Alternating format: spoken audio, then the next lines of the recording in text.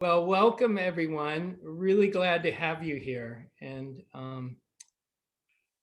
uh, yeah, this meeting today is well, the whole effort of Polestar Village is to pick up on Yogananda's thought, which many of you will know, and some of you may not. When he started his service in the world, he started a school, and he called it his How to Live School. That was the focus, how to live. That's what was the thing to teach. And so here we are designing this community, and we have an unbelievably wonderful opportunity to ask that question: how shall we live?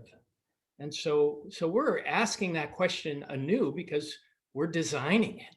We're planning on building it according to our answers of that question. And so one of the big things, many of us, I think, are dissatisfied within our societies, the role and the treatment and the culture around aging. And it's become something that is not um, as inclusive as it might be in our communities, in our families, in our lives. And so the question we're asking today is, what is the ideal? What are we going to try to do with conscious aging, with meeting the needs of elders, and so that they can thrive and remain a dynamic and important part of the community into their later years. And this is something we all share because we're all aging. And if it all goes well, we'll be quite old by the time that's if it goes well. And then we can watch it slowly, as our bodies dissolve and we let go of one thing after the other. So this is a topic that's really pertinent for everyone to be a part of. And so that's my little introduction. We have invited some wonderful people who are going to share their experience, who have a wide range of experience in the field of conscious aging and elder care and assisted living. So we have some professionals with us who have been doing this kind of work and do it in an inspired way, I have to say.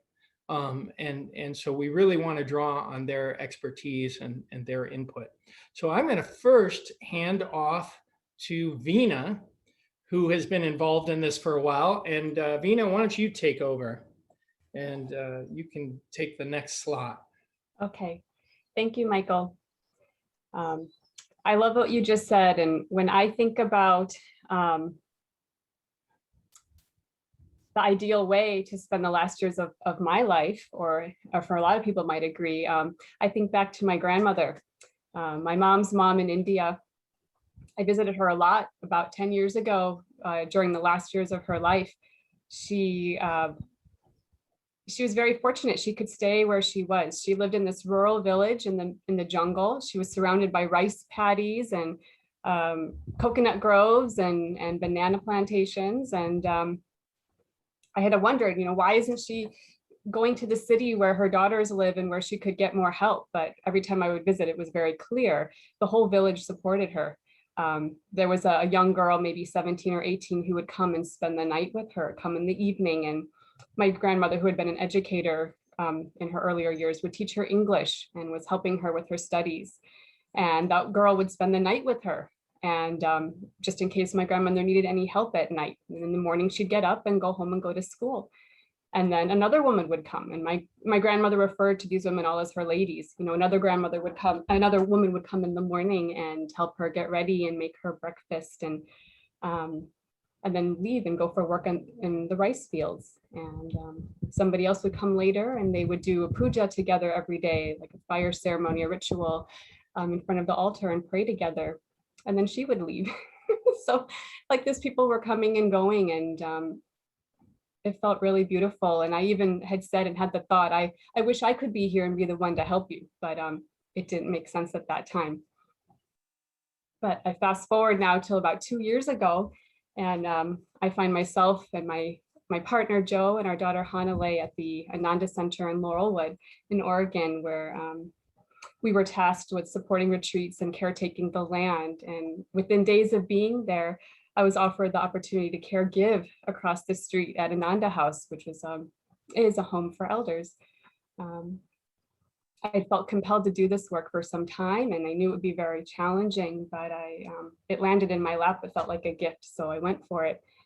And the director Hanuman at that time said to me in my interview, he said, you know, when this kind of work is done, when it's done correctly, you'll find that you feel that you're gaining more and learning more and almost benefiting more from the service, from the relationship than to the person who you're providing care for. And the almost 2 years there were, there's so many rich experiences and so many stories, but I thought I would just share one that very much ties into how to live, and thinking of everything in our life as being part of the school of life. And thinking of my friend there, Val, who she actually just passed the day before Mother's Day. She had just turned 93, and my relationship with her at first was very formal. You know, we didn't know each other. They very graciously, all the elders there accepted me into the home to help provide care. But we didn't know each other very well. And so part of what I was asked to do was to give her a series of eye drops at night before bed. And in between each of these eye drops, there's a 5-minute incubation period. And so when I first started working there, I would give the eye drops, and then I would, you know, leave the room and go do some other task, and then come back and then, you know, do the next eye drop and leave the room and do another task. And she didn't seem to mind, and she never said anything or complained. But then as I got to know her better and tuned into her more, I realized, would she really want someone coming and going? Would I want someone coming and going just in the moments as I'm getting ready to drift into sleep? It's such a sacred time. And so I asked her, can I stay with you during this, you know, routine of eye drops? And she said yes. And me slowing down and tuning into her, and another example of getting outside of myself and thinking of others, which this role vibrantly allows you to do. Those were some of the most precious moments that we had. We didn't communicate much, a lot of times just sitting quietly together, sometimes holding hands. But it always ended with tucking her in at night and holding hands, and she would pull my head close to hers, and we would put our foreheads together and, you know, thank you, God bless you. And it feels really special that those last moments before sleep could be so peaceful and sacred. And just like Hanuman said, a lot of times at 9:15, after 7 hours and probably serving at the retreat before that shift began, I'd find myself skipping home. And not because I was so excited to leave Ananda House or leave my job, because it didn't feel like a job. It felt just like part of my day. I went to go spend time with the ladies. They were all women at this time in the house. But I find myself just bubbling with energy, and skipping home, and then going and tucking in my own little one who would wait up for me. She's 2 years old, 3 years old. And she'd say, did you say goodnight to all the ladies? Did you tuck them all in? So I'll also just share that that was also very special to have my family there. Before COVID, my partner would come over with my daughter when I was working, and they would sometimes have dinner with us, or just bring over fruits they'd gathered from the orchard, or whatever. I love it. So I'm very enthusiastic and excited about the opportunity that Polestar Village will bring, just being together and helping each other. And that's really, I feel that this vision that I have of how my grandmother spent the last years of her life, that it really doesn't have to be so foreign, even in this country. Just by being close together, a lot of those issues of isolation and loneliness will just naturally be solved. So, thank you. Thanks for letting me share. Thank you, Veena. And Veena, do you want to share what Steve wrote, those couple of sentences? Sure. The guy who currently is running Ananda House and it's sort of part of our network and helping us sort of try to design and figure out how we're going to move forward with the elder housing there. He couldn't make it today, but he wanted to. He wrote a couple of sentences that Vina will share with us. He says, I would like to express this. We envision offering the kind of care that you would want to have through a process of co-creation. We supply a well-designed and run facility that covers basic needs for 24/7 care and involve our community in providing the additional enriching aspects that more fully support the critical needs of end of life, reducing loneliness, helplessness, and boredom through involving all in a rich tapestry of spiritual life and community. Beautiful. Thank you, Steve.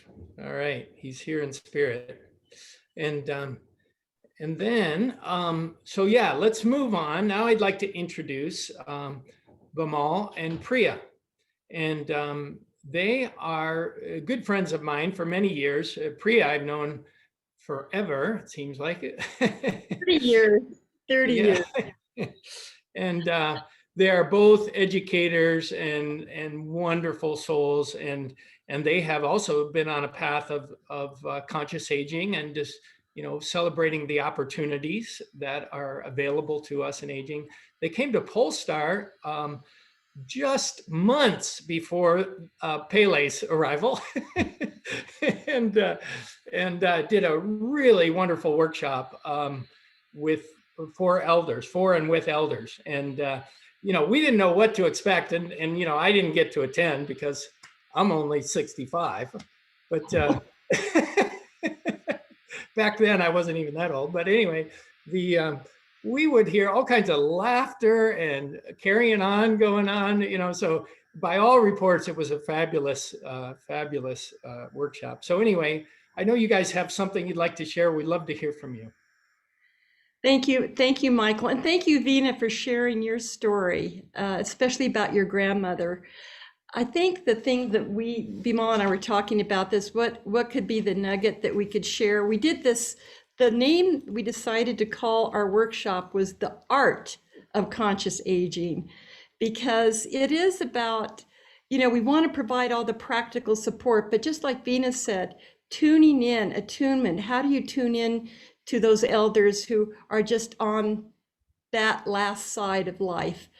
And one of the things that I think is so important is how do we cultivate starting now, however old you are, that resiliency, that flexibility that allows you to examine what your life purpose is. And the thing about it is, now I was an educator, Bimal was an educator, but that was a phase of my life, 40 years of my life. But then it changed, and it just took a different form. And I think what I've noticed, both Bimal and I were talking about this with elders, is sometimes when they get to that point where they become disabled or not even able to talk, they believe that they've lost their purpose. And what we know to be true is you always have purpose. And how do we help, whether it's silently praying? I think that's what Gyanamata said, that at the very end of her life, what she was really able to do and what was essential is to pray for others. So everybody has their unique path. And it's just like with Vina's grandmother, that she was able to teach English and continue that and until she passed. I think that we have to really help our elders examine what that is going to be. And would you want to add anything to that? Yeah, and I think just like Vina's mother, it was important that she had a purpose, and so for every elder in their final phase or stage of life, that it's important that we support them in finding their purpose for doing what they can. Because one of the things that we're finding even now, when COVID hit and we couldn't actually teach meditation face to face with people, We learned the technology, got online, and now we're working with people all over the world, people in India, people in South Africa, our students, and we just love it. And what has happened is that as we were working with these people, all of a sudden the inspiration came, and you began to see their lives and their excitement and enthusiasm about learning the things that and the techniques that we were teaching. But more importantly, they provided us with a sense of purpose and inspiration. And it is through that. So really I think the process has to be a dynamic process where you're working with the individuals to help them find their purpose and find their enthusiasm, and inspiration is really what it's all about. And when you have inspiration, it just unlocks so many things in your life and deep within your soul, and it's just life fulfilling. And we found too that with a lot of our students, they were experiencing depression, loneliness, because of COVID, having, either they had COVID or their family members have had COVID. And what we were able to do, in addition to teaching techniques around meditation, was to let them know that they were cared for, that they were loved, all the way across the world, that we had a lot of prayer groups praying for them. We actually set aside 5 o'clock every night to do a healing prayer session. And we have our book where we list all these people. And they were so appreciative. I think that counts for a lot. And, we're in our 70s, so we're on our way here. We're highly invested in what you're doing. Right. And we're experienced in aging.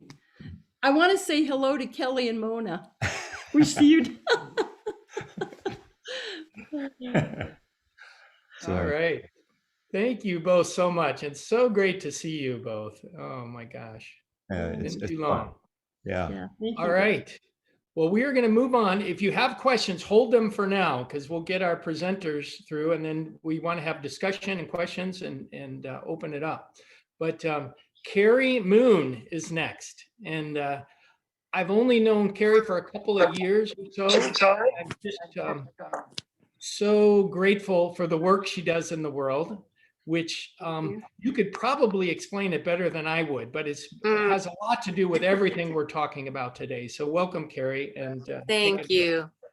Nice to see what you look like. It's fun to see people, what they look like when you've been emailing for a while. So I just want to second what's being said here today, that to really help people, it's I think it's helping them tune into their own purpose, but really largely that's about creating a deep listening.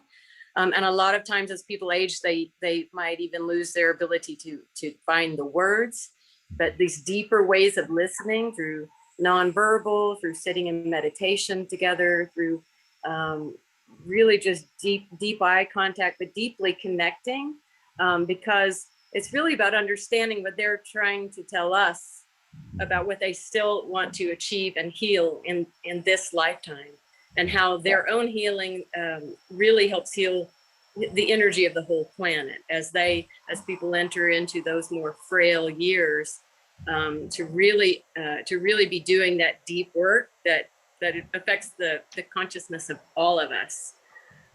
So really having a space where you have the infrastructure for the care needs, some of those, the details of caring for the physical body, to have those kind of systems so that the opportunity is for people coming in to, as volunteers or as companions, to really deeply just be present.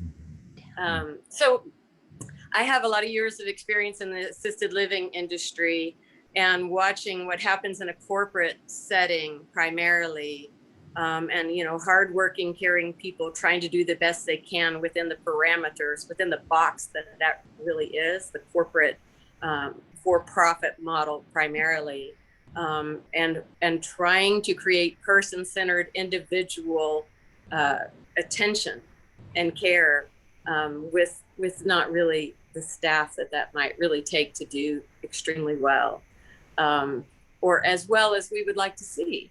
That human, really the space for the human contact.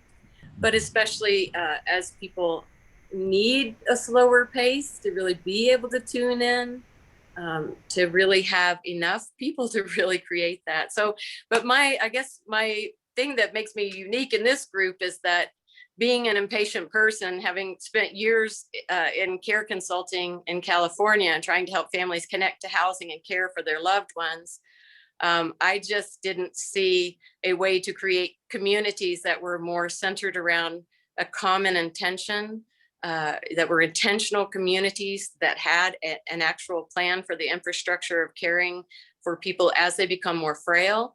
I just didn't see how to do that in a timely fashion. So I'm here in Mexico.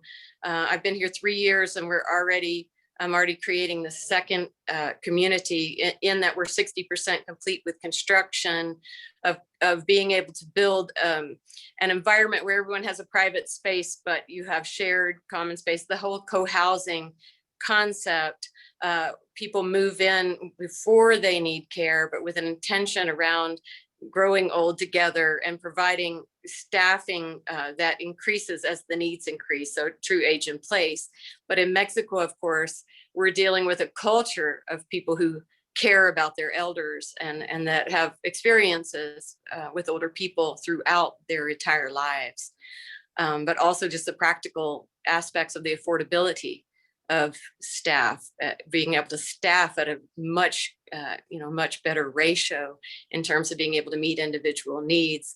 But then, of course, the lower costs of all the other things, the permits, the land, et cetera.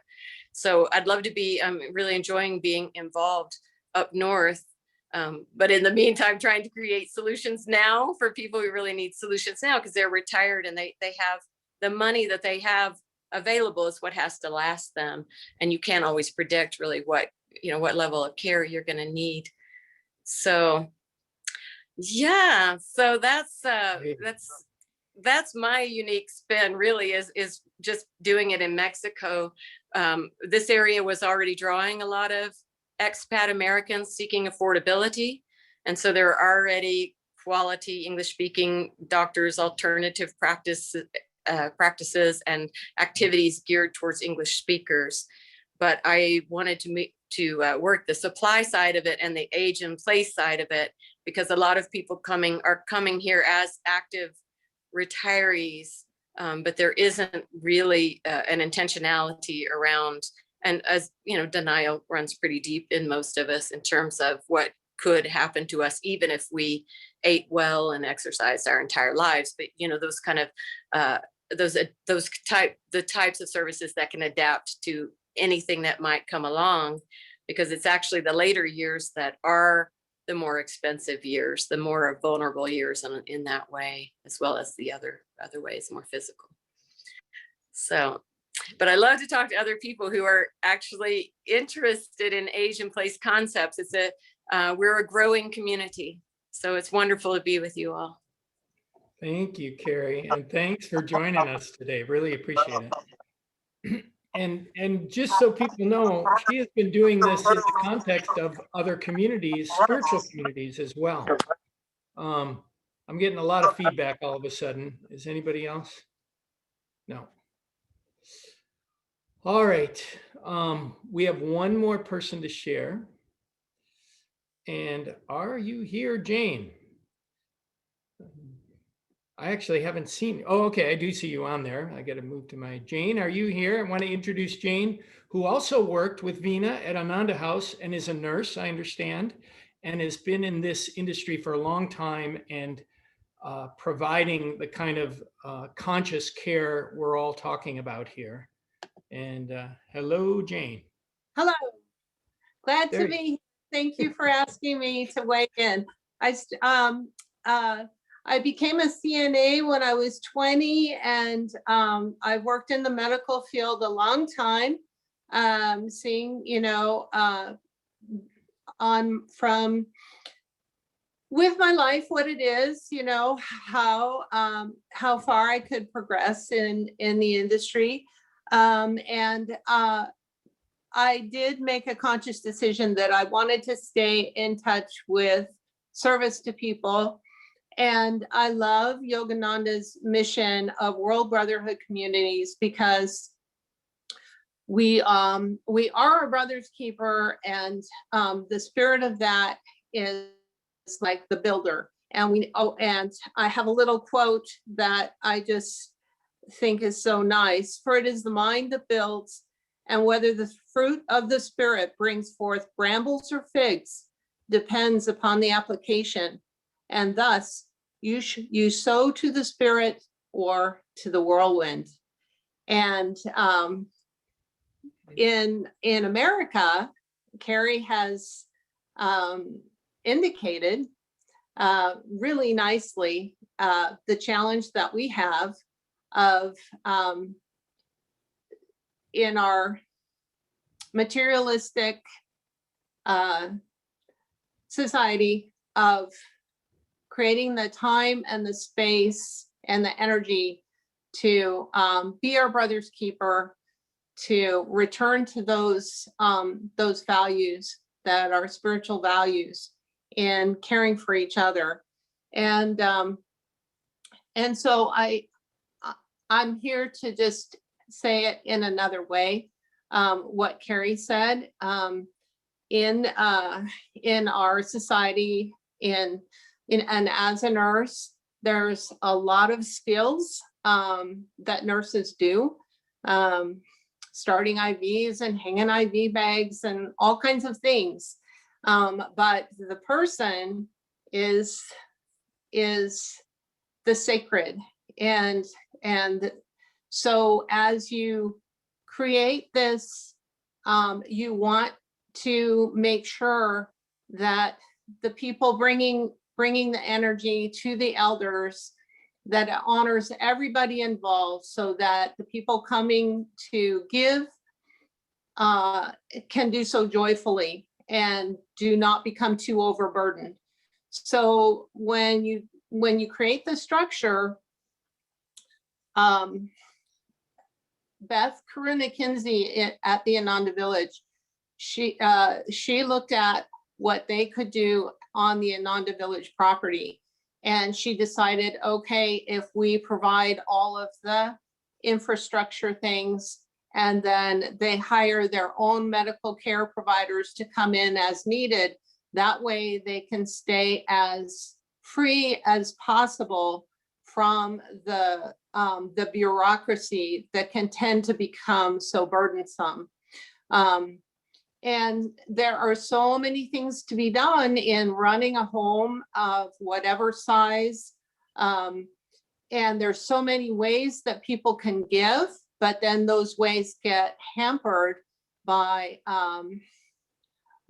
Department of Human Resources rules and regulations, for example, that a caregiver has to be trained in everything before they come in. And so someone can't just come in and do dishes.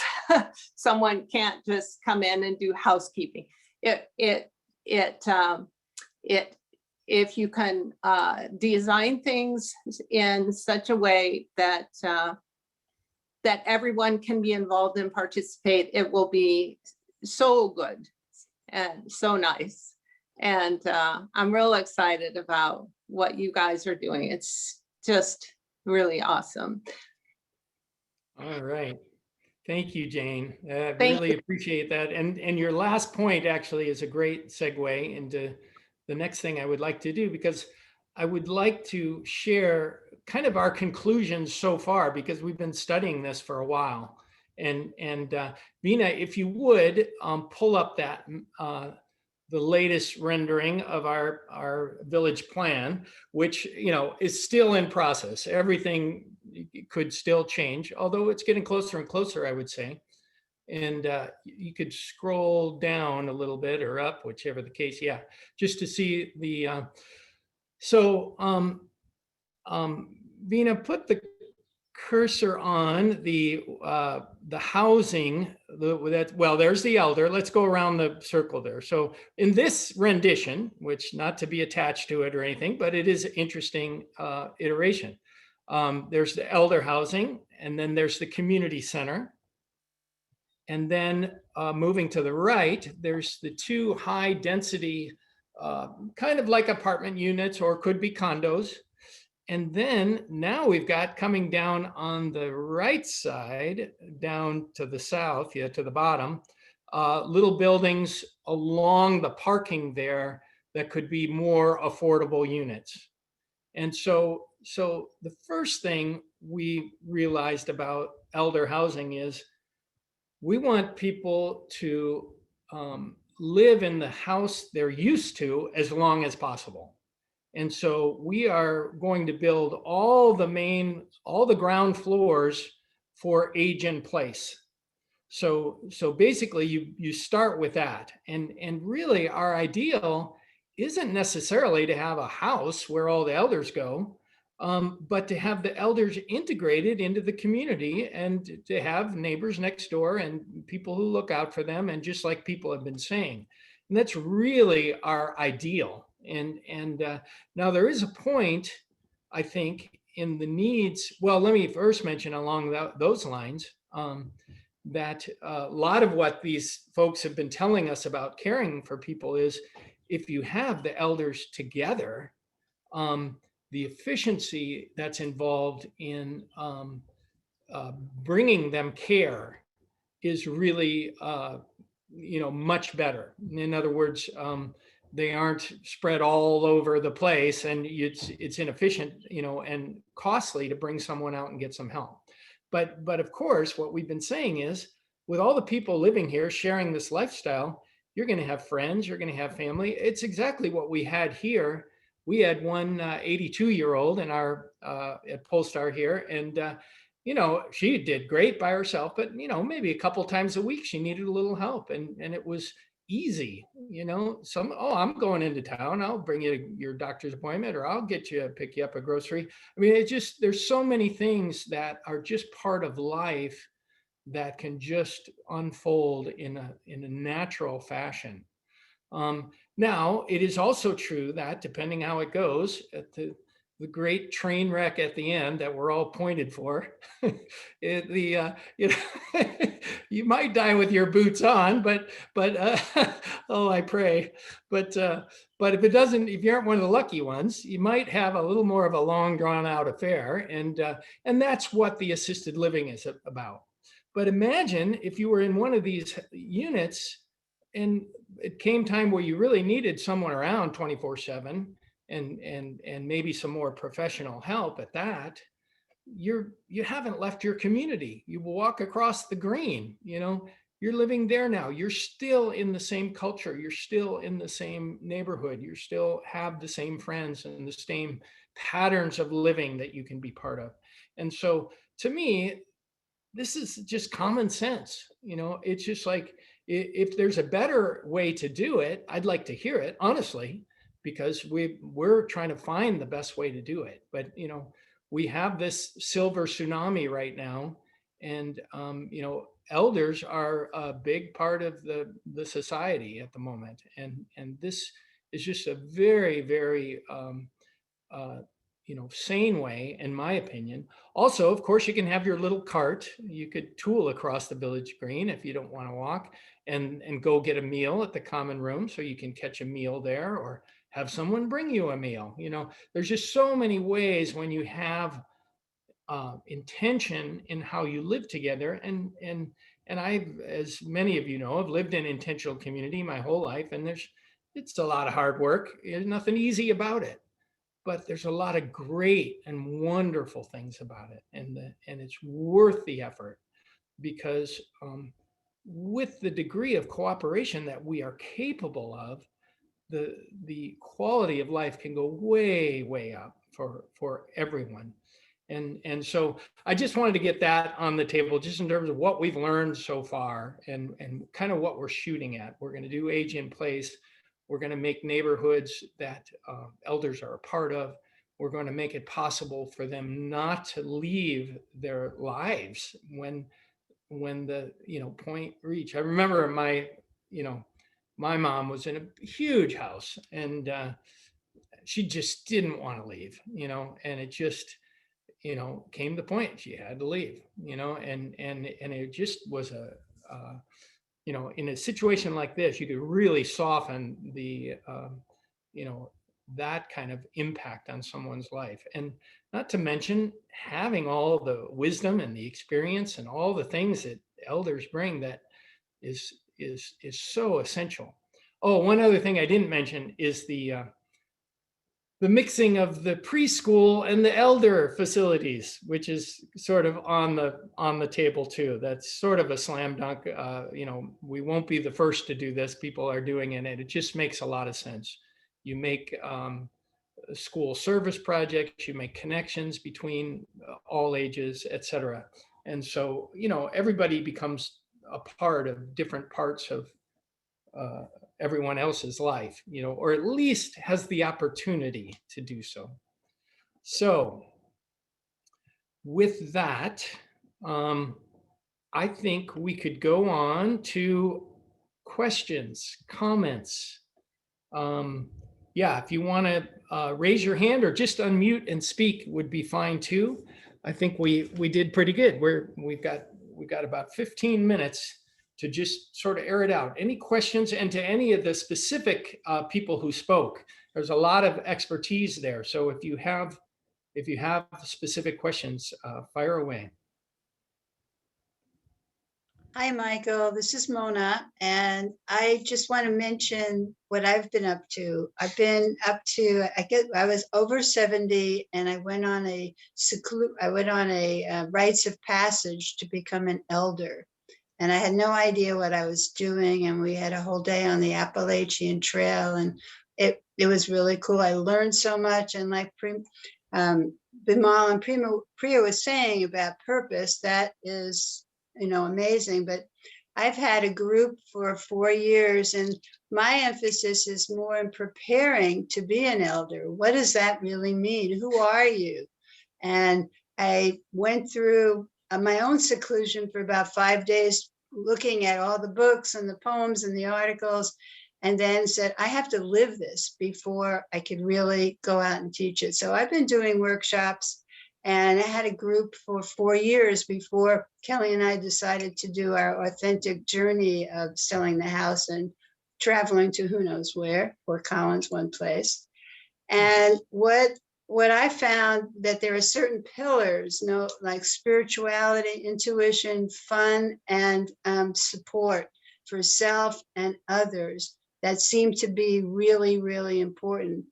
And being that I had my background as an educator and in special ed for many, many years, the IEP became a thing when I was teaching, that an elder, as you're getting older, you have your individual aging. I call it authentic living and aging program that's yours. And you go to the health, you go to the physical, get a physical, you go to your financial advisor once a year.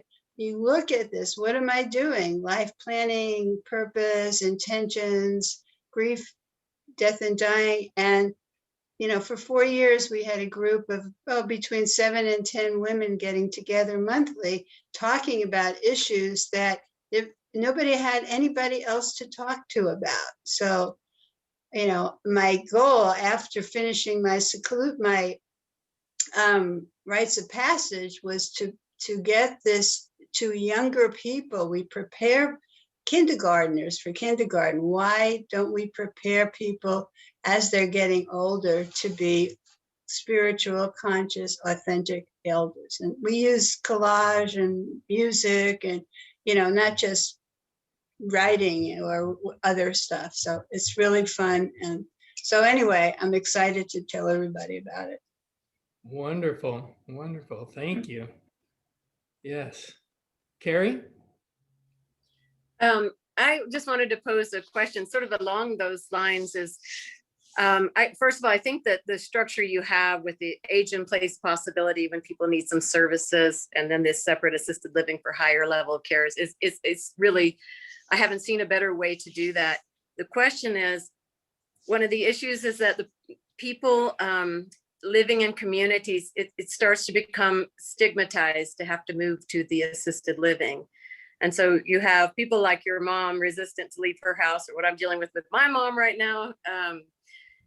it becomes the same when someone's in their own home and it becomes impractical or too expensive to have their own caregiver with them, is how can we, as we're preparing ourselves, our community, and one another for this setup, this structure, how do we deal with the ageism and the ableism, the fears that show up around being around people who need more care than you do, and what that brings up in our own fears about what we're going to need, and just that some of those cultural identities around being independent.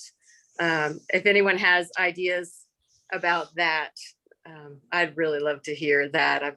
I've just seen that so much in communities that have a continuum of care. Well, I just recently, my father passed in June last year, but he had been set up a living aging community, and they had in staff nursing that would escalate as you needed it. The only time they had anyone leave to go to assisted living was someone who was in dementia and was a danger to themselves.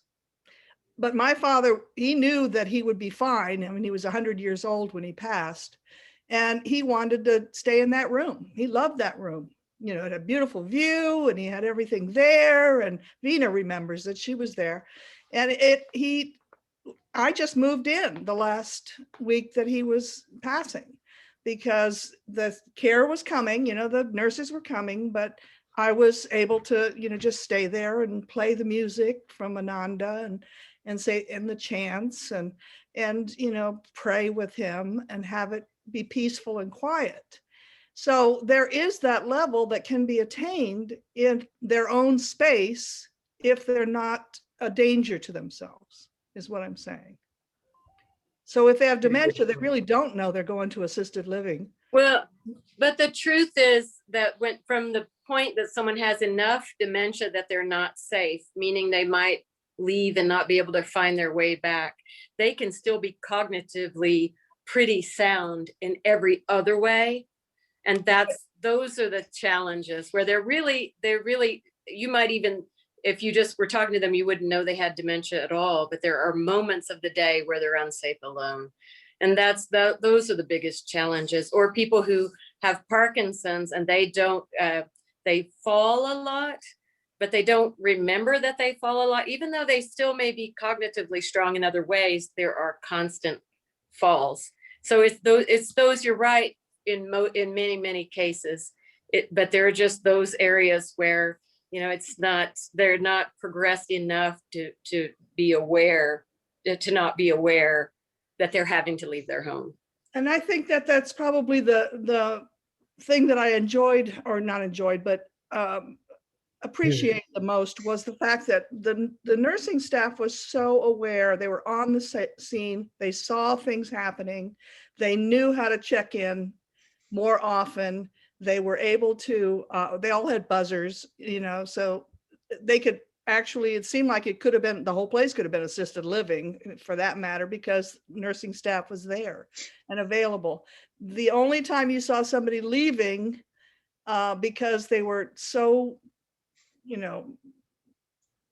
involved with issues, they were grateful to go because they knew they couldn't deal with it anymore. And we'd say goodbye, and we'd send cards, and I'd go visit the ones that were close to my dad at the assisted living, take flowers. And, there can be the sensitivity, like Vita was saying with Val, of who they are. If you're living there with them, if there's staff there, rather than people who are coming in and out, which seemed to be the other option. You know what I'm saying? And this was a huge community. This was, 500 people. Well, I wanted to add something to that. And okay, it's still a train wreck, but it's be the nicest train wreck we can. But that wasn't what I was going to say. It turns out that you can have two people, you can care for two people with zero bureaucratic input, so, and even up to 3, we're still researching it.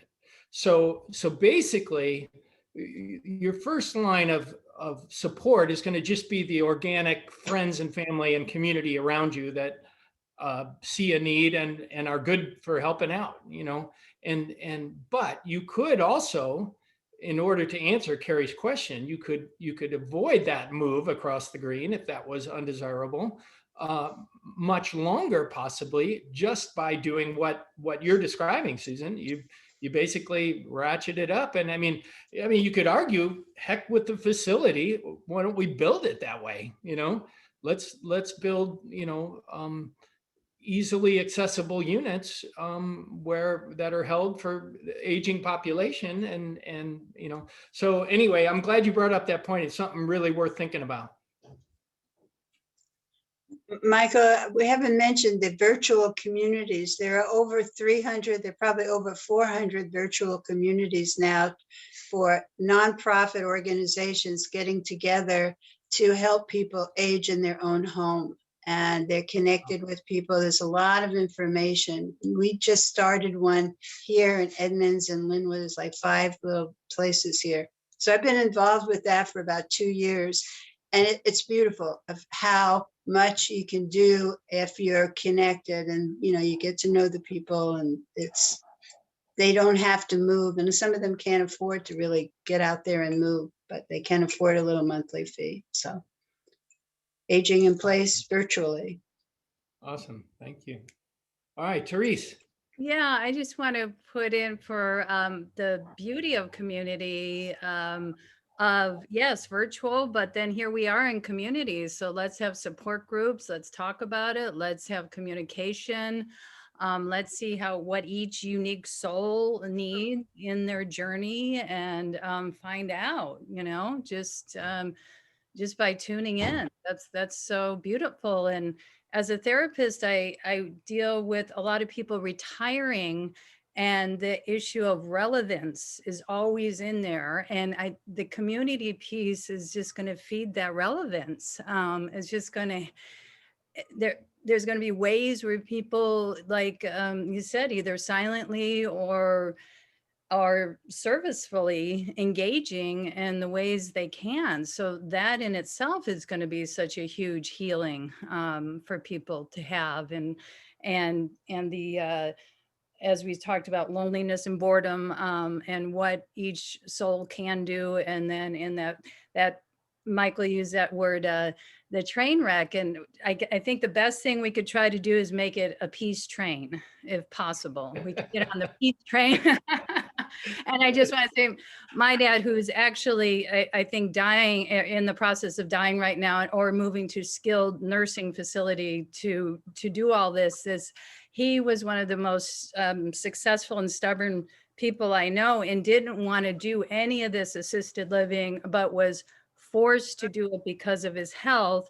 And now, because he was forced to do it, and there's so much with that, but in a community that I'm hoping it can organically, that forcedness would organically happen, and there would be people around to help communicate, or just hold hands, or rub the person's foot, or what I'm trying to say, that it is like you're saying, it's a tremendous thing to be forced into that, but once to learn to surrender spiritually would be amazing. And I think that's a big part of what the community could help facilitate, but that's each soul's journey as well. So I'll just end there, and hopefully we can help support each other through it all in our various ways. Thank you. Very good point. Yeah. I'd like to share. My name's Bailey, and for the last year, I've been helping my aunt who has dementia, early Alzheimer's, and I became her POA, not knowing what that meant at all. And I changed POA to mean the power of angels, because I knew nothing about legalities, medical stuff, bills, credit cards, everything that's been put on my shoulders, because I'm the family member to handle this situation. And the power of meditation and prayer and joy has been really incredible to help me understand the path that all of a sudden I was on because I took on these responsibilities. And with my aunt's dementia, just making joyful moments with her has been such a beautiful thing to share with her, because I know with her memory, she won't know what we did yesterday or last week, but she'll remember the feelings from that. And I see more of that being offered in a less institutional situation where, again, people would know the other person, or maybe have more time, or just choose to be quiet with the person, you know, offering different things. So that's my hope, is we're all facing aging, and we might be helping our elders, and we all need more information and techniques and ways of going about it in a different way, I think. Awesome. Thank you.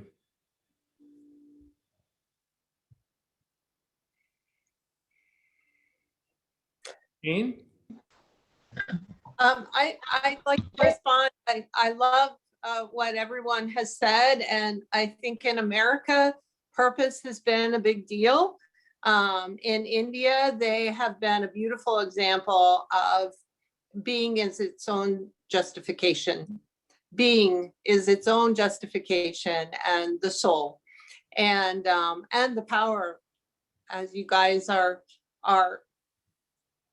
a witness to, the power of prayer and energy and intention, and the power of love and caring, and keeping that alive for everybody, so that everybody can enjoy that fruit of the spirit, that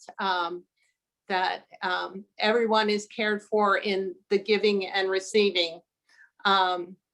The room that Val was in when she passed was the smallest room in Ananda House, and I was driving down the gorge, and I was thinking about Val, and she passed that morning as I was coming from Montana to Portland.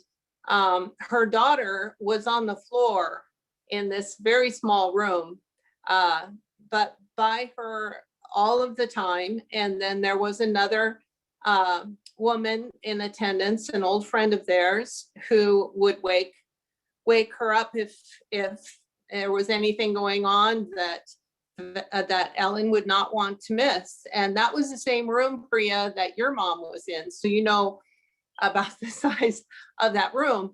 But it sounds like you guys are creating such a great situation that that will allow for ease of living.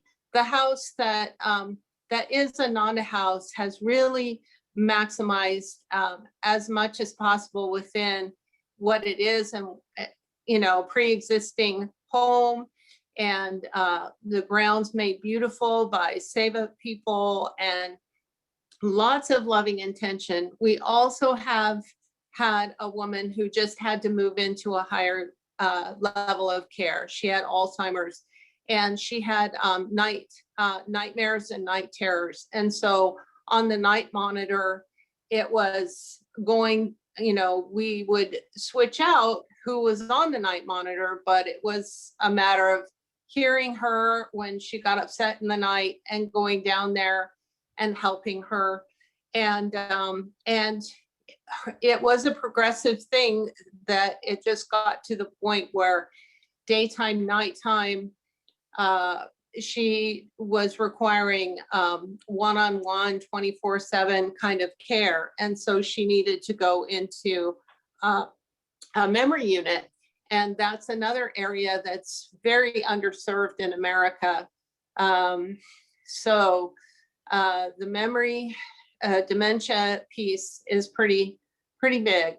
And so just I leave it want to, there. if I may, just acknowledge Jane, because she took care of my mother in a way that was extraordinary. And talking about a caregiver who really knew what attunement was about. She created projects for my mother who had severe dementia that really fed her, that was soft, that was caring. And she, you know, who was it that mentioned, was it Bailey, talked about the feeling when they can't remember that you were there yesterday or, you know, even an hour ago, they still have that feeling of being cared for. And Jane, you really served my mother so lovingly. And I want to thank you for that this many years later. Thank you. Thank you. Yay. All right. May I we are- say, Michael? Oh, Oh, okay, yes, one I was more? gonna say, one more person or who really wants to share, Darmini, go ahead. Yeah, having been through this with my mom and seeing her, her suffering around going to assisting living and what I'm hearing here, because the mind isn't going to be functioning as well, but they need, what I see is there's such a huge need for interaction with other people to still feel, even to the end, that they're a valid human being and have respect and dignity. These are the things that seem to get lost in that institutionalized assisted living process. So my mind has been pondering what can be done sensorily to involve and engage. It doesn't need the mind's acuity. And one of the suggestions I have, and maybe Michael, this could be part of what's created, is listening, music listening, a space after meals. See, they would come to meals, and that was like their one place to have social connection. And then there was the complaint of, then we go back to our rooms and we're all alone, and now what? So I remember being at a resort that had a little symphonic music or new age music playing. So a place that they could go to listen to music and just engage. Then maybe after films, showing films, there could be, for those who could, like discussions or maybe touching, you know, things, activities, places they can go that don't require mental acuity, but they're still in community and having some connection outside of their room and their wheelchair. Yeah.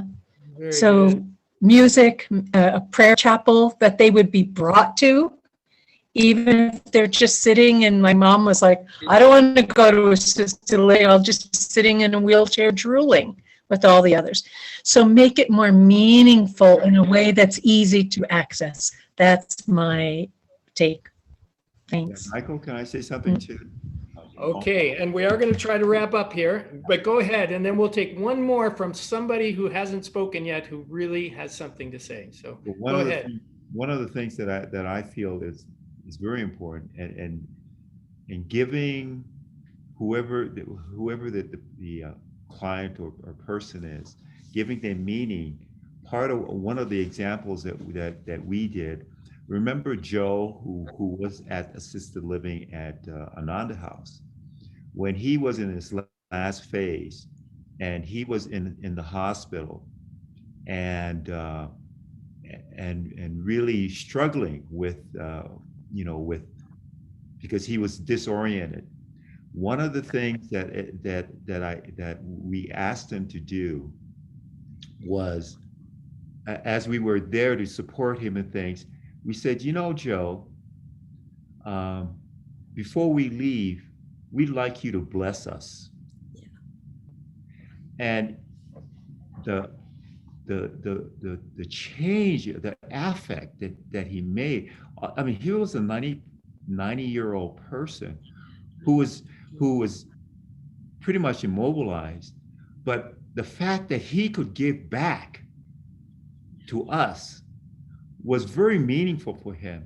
And it was amazing. It was like shooting him with some adrenaline, because this guy literally popped up out of bed and put his hand on our foreheads to give us energy. And that's what I'm talking about. Yeah. Is finding those opportunities where they get to give back.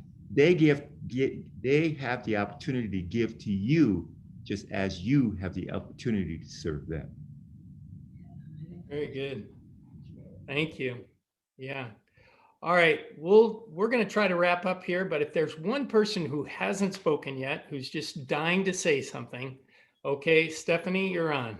Thanks, Michael. I am just overflowing with gratitude for everybody who has spoken about things that we don't speak about.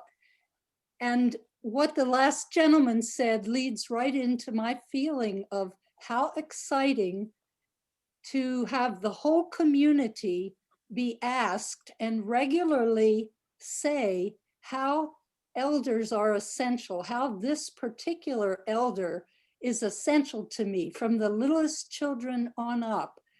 We've done that in our co-housing community where we will anonymously say what this person means to me, and all of us receive comments that just open our hearts and make us know how important we were in the whole scheme of things.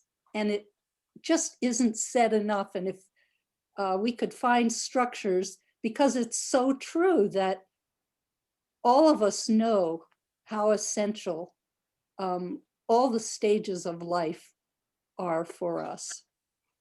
Thank you. Thank you, Stephanie. And that's a great wrap on a really wonderful conversation. Thank all of you for participating today, and especially our guests. And a couple of quick announcements. Many of you, but certainly not all, have received our executive summary and our pitch, the little elevator speech about Polestar and the opportunity to invest. So I want to, if you haven't received it, I'm working on it. Should come soon. And so we're really in the thick of our fundraising effort right now. Our first deadline is third week in July. And so just want to put that out there for people's awareness. And if you're interested in investing and or loaning, please contact me. And then the second thing I wanted to announce was we're going to try to just keep these going once a month, just to connect on various topics. Next month we will do education. So that'll be great fun. There's a lot of educators in our group, and we got Waldorf teachers and Montessori teachers and how to live teachers and living wisdom teachers. And so it's just a real wonderful topic. And this same dynamic of the community being present, conscious, caring for different parts of its population is part of the whole intention here. And so we're going to air that out. So anybody who's interested in this topic and would like to share about it, I'm going to recruit some of my favorite young people who are involved in education, and should be a fun meeting next time, and details to come. So with that, we are going to close with a song, and I'm going to ask Vina to come over here. She's in the room next door. And Bernadette's going to join me too. This is one of our favorite Hawaiian chants, which I usually play on guitar. So you guys are giving the picture here. Okay.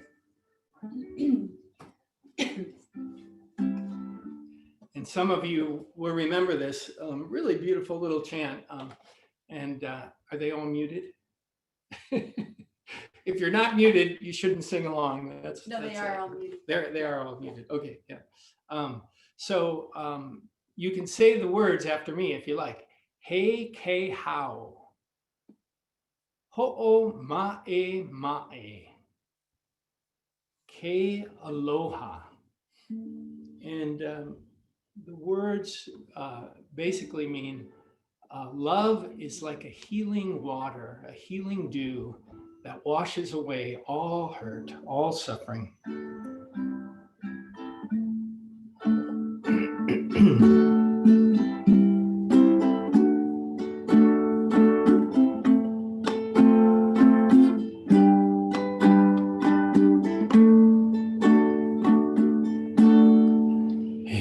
Hey,